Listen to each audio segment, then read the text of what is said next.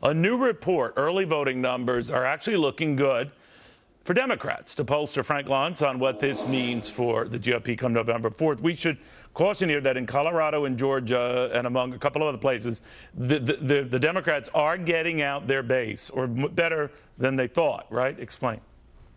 Well, what happens is that you can do statistical analysis based on the turnout in 2010 and 2012 to compare where people are voting. Now, it's not an exact science, but you can get an idea of what type of people are coming out to vote.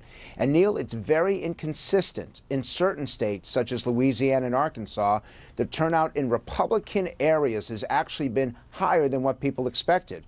But in some states, like Wisconsin and Illinois, the turnout among Democrats is actually higher than people expected. There's certain trends that you look for. What is the percentage of the African-American vote? And there's a certain rule here.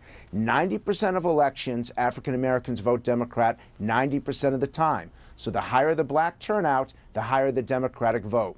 And in a state like Georgia, it's running closer to a presidential election level, which is the very low 30s, than it is an off-year election, which would be somewhere in the mid-20s. So Republicans should be much more cautious about the prospects on Tuesday than they have been in what we've been watching over the last couple of weeks. Well, Georgia is one of the close contests, Colorado as well. If those two states tip to the Democrat, then the strategy becomes a little bit more difficult and the leap a little bit more formidable for Republicans to take the Senate, right? That's correct. And in fact, I'm watching 3 states where the polls close very early.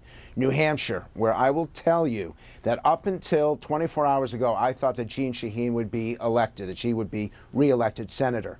Now, that state is way too close to call. I don't care that there's a poll that shows Brown down 6. Everything that I see that the Republican, Scott Brown, has been doing better day by day. And the other state that closes very early is North Carolina, and that one is absolutely dead even. There's not even a slice of paper between the two candidates. Watch Georgia, North Carolina, and New Hampshire. We'll know by about 8:30 or 9 o'clock the indication of what's going to happen. But, Neil, there are 3 states that are going to be out. I think Georgia, in the end, will not give a majority to any of the candidates, which means a runoff in January. You've got Louisiana that'll have a runoff in December. Sorry, to get a runoff, you have to get 50%, or to prevent it, get 50% of the vote. So you're saying, even with what we're learning right now, neither candidate looks likely to do that.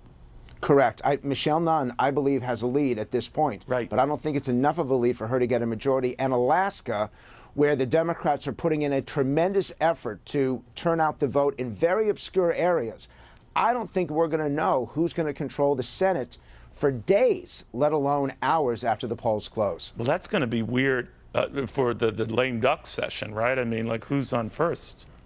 And here's the deal. If Georgia turns out to be the deciding state, they don't vote until January 7th, which means the Senate will have already met and voted to organize, and they may have to reorganize only hours later. Chaos, Neil. It's just chaos. Well, this is what makes you wicked smart, my friend. Always appreciate the insight. I learn something every single time I talk to him. Frank Luntz, thank you, pollster extraordinaire. Can you imagine this goes to January? I'm not staying on the air that long, maybe. That's a long time. My hair, look at it.